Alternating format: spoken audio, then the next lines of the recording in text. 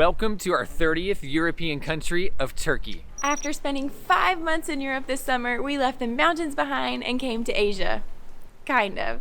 Technically, Istanbul, Turkey is on the border of both Europe and Asia, so we're kind of in 2 continents at once. As always, we're starting our day with breakfast, but I have a hard time understanding the accent, so I'm not really sure what we ordered, but we think it's a Turkish breakfast spread with tea and Turkish coffee. We're Jana and Brett. Since our honeymoon 9 years ago, we've spent more than 24 months living and traveling in Europe. So far, we've ventured to 25 countries, but our goal is to visit every country in Europe and to explore every nook and cranny of the Alps.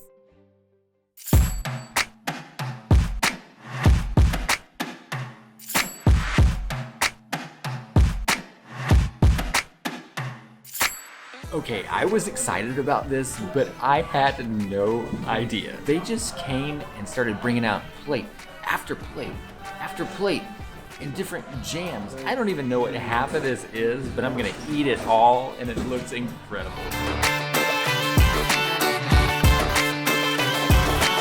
So when they first brought this tea, we had absolutely no idea what to do. Like, what? So this is what they said. There's tea in one and water in the other, and you just pour and mix to the preference that you like. And then we were like, oh, that makes sense. Ta-da! Brilliant. Don't yell at me, but I don't think I've ever had falafel. So when I tried this, in addition to it being amazing, I was trying to think, what does it taste like? And this is terrible, but it reminds me of hush puppies. However, like way better hush puppies than I've ever had. Okay, my favorite item on the entire table is the donut and the tahini sauce with grape juice. Of course, Mr. Sweet Tooth would choose that.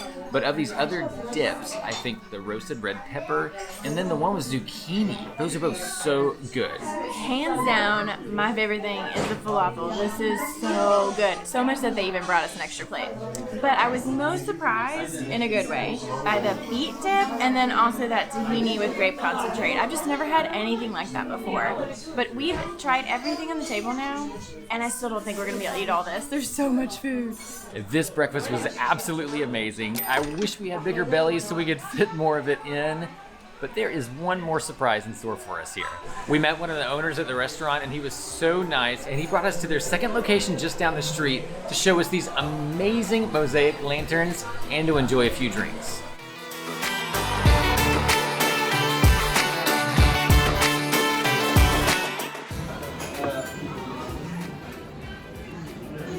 This is so cool. So this might just be a regular orange juice, but the fact that they put it in dry ice just makes it way more fun. You might have noticed that we walked into a Lebanese restaurant even though we're here in Istanbul. But you'll have to forgive us because not only was it super close to our apartment, but it was also amazing. Now, no breakfast is complete without a coffee, so here goes my Lebanese coffee. Potent, much like a coffee from Turkey or Lebanon would be. It's gonna be strong. I think I'm gonna feel it later. Oh, by the way, I have a secret message.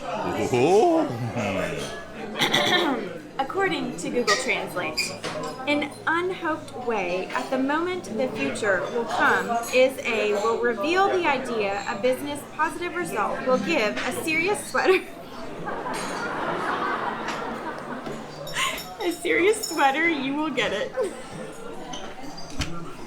What does that even mean? Oh, the serious sweater really got me.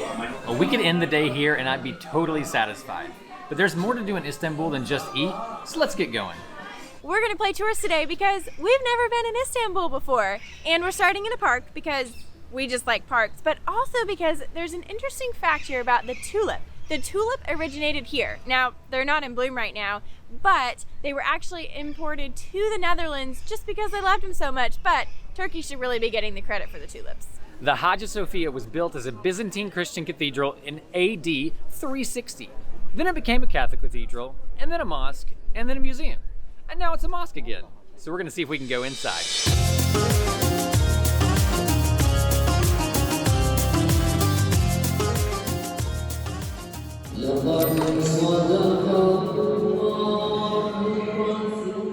This place place is absolutely beautiful, and we didn't know this, but you can't wear your shoes inside, so you put them out in the hallway, and then you walk in and everyone's barefoot, and there's soft plush carpet, and we even got to hear a little bit at the end of their service. The Basilica Cistern is closed, unfortunately, so we'll have to see it next time we come to Istanbul. But water was transported here from a forest about 12 miles away and then distributed to various parts of the city. And if I'm thinking correctly, I think this was featured in one of the James Bond films that was filmed here in Istanbul. We'll have to check on that. All right, I've got to say, Istanbul is nothing like what I expected. I thought it would be this big, chaotic, loud, noisy city, but actually it's fascinating. We've been in cathedrals all over Europe because it's predominantly Catholic, but going into a mosque for the first time was so unique. Like, I am fascinated to learn more about the history here, and so far Istanbul is really intriguing, and 2 days is definitely not enough time, and we're gonna have to come back and explore more of the city again. I'm so sad. The number one thing I wanted to see here in Istanbul was the Blue Mosque. And it's completely under construction, renovation, maintenance. So if you go in there, you can't see anything anyway. So we'll pretend like you can see all the beautiful blue, but you'll just have to use your imagination. Even though we can't see inside the Blue Mosque, I think it's really cool how right here they have all this information where you can learn more about their culture and religion. As a Christian, I find that I'm often feeling like I'm misunderstood by people in what I believe and why I believe it. And I imagine that a lot of Muslims feel the same way. So I think it's really cool that we can just get a little bit of a bigger glimpse into who they are and what they believe. And that's just as good as seeing the Blue Mosque. We met a tour guide outside of the Blue Mosque who said this was the next best place to visit. And he was right. It is beautiful. Well, guys, we're just killing it because apparently the Grand Bazaar is closed on Sundays. Lame. This is just the reality of travel. We only have one weekend here in Istanbul. We tried to pack everything in we could, but it's kind of out of our control that it's closed. So now we are definitely gonna have to come back to Istanbul again in the future. This may not be the Grand Bazaar, but this is more like it. Let's go explore the spice market.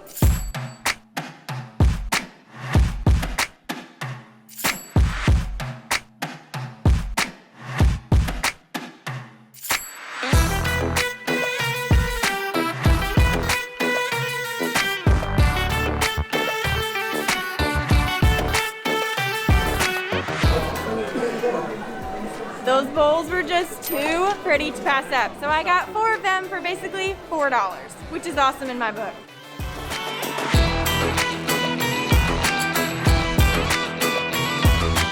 I don't know where I heard about this candy shop, but it's been in the family for 5 generations, opened in 1865. We stopped in, nobody in there spoke English, but I used Google Translate to ask what the different pieces of candy were. We ended up trying 4 pieces of Turkish Delight, plus we bought these, and when we went to pay, they wouldn't take our money. They were so nice, and we're gonna enjoy these and the memories we have of them while we were here. Plus, you can't come to Turkey without trying some of this stuff. It's simply delightful. So I know the Blue Mosque was closed, but this just about makes up for it.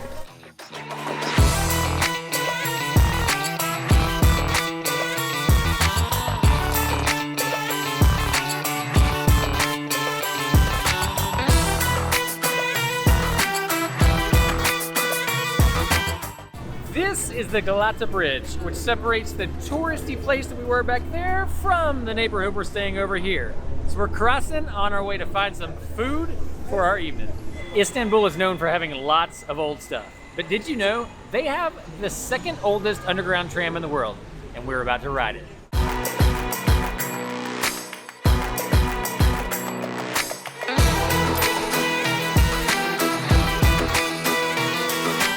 Our Airbnb host recommended this restaurant. We came here last night and it was so good, we're back for round 2. I think I've decided that Turkish food might be one of my new favorite foods. We decided to share a kebab wrap. These kebabs are so delicious. This one has a little bit of spiciness to it, even though we ordered mild. Meat and tomatoes and cheddar cheese, for real. I really like Turkish food. And then we got this awesome appetizer platter of a bunch of different things like hummus and tabbouleh, but our favorite is this roasted red pepper, walnut, and pomegranate dip. It is delicious. And the pita bread thingies in every single one of these dips, totally amazing. Today was an awesome way to spend our last day in Europe. We've spent 5 months here this summer, and this is now our last meal already. Tomorrow we fly home on some sweet business class seats, but don't worry, because we can't stay away from Europe for long.